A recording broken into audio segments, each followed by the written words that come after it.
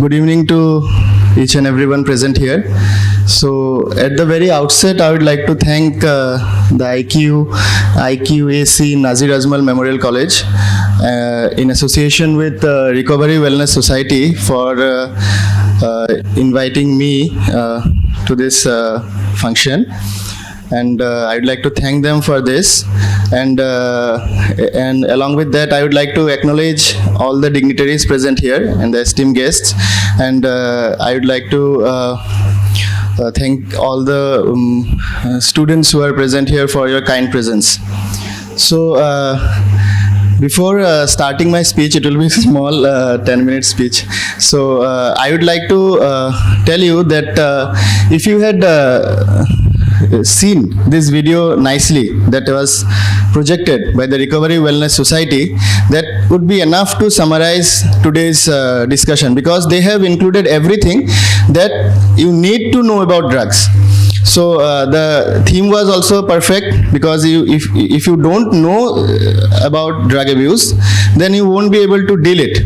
So when I completed my MBBS in 2011, there was not much awareness about it, not much appreciation regarding this drug abuse. People used to take drugs rampantly. In hostels also you used to find Silchar was not a developed place back then. We didn't have a mall also. So we had a medical college, we had a NIT, we had a central university, but there was nothing in the town itself. It was there's nothing to go about. The campus was everything there was, and so most of the students had some kind of addictive problems, and nobody was there to appreciate it. So before discussing that, I would like to just tell you that another theme that is there is that punish, don't support. That is the thing that we should keep in mind, because what happens is once you find that someone is a drug abuser, or he has gone to the extent that he is harmful, or he is not coping up with his drug abuse, then we tend to ostracize him from our group and all that. So that leads him more into this hell of drug abuse. So today's meeting is, I'd like to appreciate it more, because this kind of initiative was not present earlier, even though drug abuse was so rampant. And the way it enters in the societies is because when we went to hostel for the first time after HS or like that, then people, there were seniors who used to take some amount of drugs and like that, who used to tell that, okay, if you are anxious, then you can take some drugs. Like there are some categories of drugs are there, like sedatives are there. Sedatives are something that will, if you are anxious, or if you are like hyper, or if you are like very stressed out, then sedatives are the drugs which will dampen your brain. It will like feel you, okay, you are peaceful. But that is a trap. Once you are habituated to that, then there is no turning back. I tell you again, once you are habituated, there is no turning back until and unless you seek professional help, until and unless you seek rehabilitation.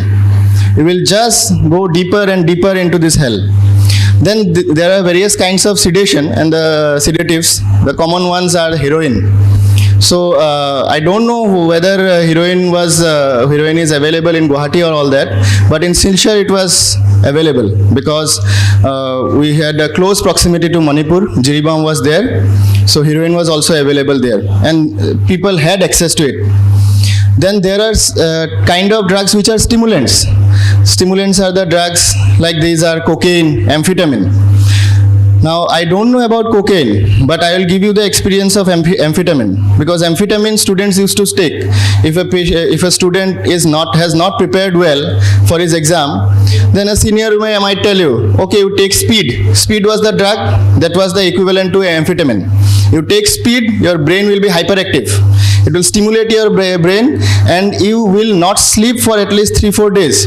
Now, during MBBS, the first year, the first 6 months goes into ragging. We are into ragging period. We are tortured. We are not assigned to study and all that. So after 6 months, you are left with 6 months. And that 6 months, you have to complete the first year course. And most of the students, if they are not able to cope, then the senior will tell you, okay, you don't worry, you take speed, don't sleep for 7 days, and you will give the exam and you will crack. So that was how it came into being in the hostels, and it was also rampant in NITs also. This is how they lure you. And once you take this drug, stimulant drug, amphetamine or cocaine, this will stimulate your brain, and then your brain will become numb to the simple pleasures of life. You won't get the kick. You won't get satisfaction from a simple thing, and then you will keep on taking that drug again and again, and then you will be having this psychotic behavior. You will be having this psychotic spells, and then you will have breakdown also. There are people, there are patients who have succumbed to this illness. The heart rate goes up, there is tachycardia, the respiratory rate goes up if you take this drug in more amounts, and then you will go to hospital and you may collapse. So that is also a probability. And there are kind of drugs which are hallucinogens, and this is also very rampant. The common hallucinogen is the ganja, and this was a very trending thing when we were studying in MBBS. There was a song also by the name of Marijuana, and it was very popular, and students used to listen to that song, and ganja was also very rampant there. And the ill effects of hallucinogen is it is very different from a delusion. So I like to just take a moment to explain you what hallucinogen and delusion is. You see, this is a mic. This is a mic, and if you see it as a snake, then it's a delusion. You are seeing it's a sensation is present, sensory object is present, but you are seeing it as a different thing. But hallucinogen is something which if the sensory stimulus is not there, you will see it. So the hallucinogen is heaven. Heaven is not there, you will look for heaven. You will take ganja and you will think you are on the top of the sky, you are Superman. And then you will keep on taking this ganja, you will get the high like nothing. And then you will keep on abusing it again and again. And once you keep on taking these hallucinogens, then also you will become numb. You will become numb to all other type of sensations. You won't be happy with the company of the friends. You won't be happy with your family people. You won't be happy with anyone. The only thing that will give you pleasure, that will give you kick, is the ganja, because that will produce a hallucination of a dreamy world, of a perfect world which is not there. So the initiative that they have taken, it's perfect, because if you don't know these things, you may abuse it. You may abuse it because life is not a happy-go-lucky thing. Life has its ups and downs. You have to accept it as it is. Every person that has gone through life will have to face some kind of difficulties, will have to face some kind of obstacles, will have to face some kind of pain. But it's a part of life, because that is life. So so if you don't know that it's such a bad thing, it's a kind of trap, it's like a prison. Once you go inside, you won't be able to get out until someone takes you from there.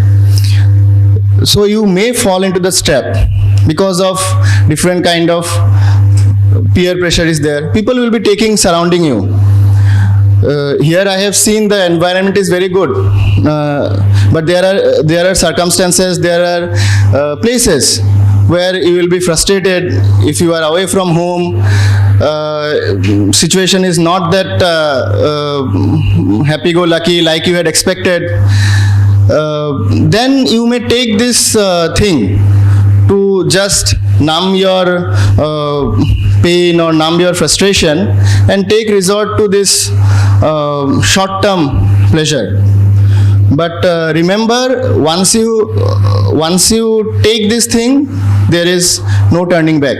So once you find someone who is into this, you just report to the authority. I am very pleased that there is a wellness society here which is there to help you out. You just inform them, they will seek rehabilitation, and forced rehabilitation is also very helpful, because once it is too late, the brain is like, it's such a sophisticated thing. The drugs that are there, it will stimulate your brain, it will keep on stimulating your brain, and then even if you take help, the patient may go into so many kinds of withdrawal symptoms. And the withdrawal symptom will be so painful, and the withdrawal symptoms will be so dangerous. Sorry, but before that I would like to tell you what the withdrawal is. Withdrawal is when you don't take the drug for some amount of time. You have been taking a drug for a long time, you don't take the drug for some amount of time, you will develop withdrawal symptoms. And the withdrawal symptoms are also very bad. And there are cases where because of the withdrawal symptoms, patient may die. Patient will have seizures, the mirgi that we call, and patient may go into respiratory arrest, and patient may die. So if you have someone who is who you know or who is your acquaintance, you try to seek medical help, you try to seek rehabilitation for that patient, and try to support him. As the video has rightly shown, that whatever they are doing, it is not of their own will. The circuits in the brain has changed. They can't control this thing. When you have gone to that extent, they can't control this thing. They will be hallucinating. As I have told you, hallucination is something that even if it's not there, you will feel that. So a normal person has come, he will see him as a monster. He may kill that person. So this is not something that he is doing of his own. So we have to support him, and for that, please be aware of the ill effects or the detrimental effects of this drug abuse. And if you are aware of the detrimental effects, then definitely you will be able to control it. So I would like to conclude here with the remark that have a very good support system in your life. Like if you have your parents, hold on to them. Take their advice. If you have good friends who are your well-wishers, then take heed of their advice and discuss with them before doing any such things, or before getting into the lure of such things. So with this, I conclude my today's speech. Thank you for your patience.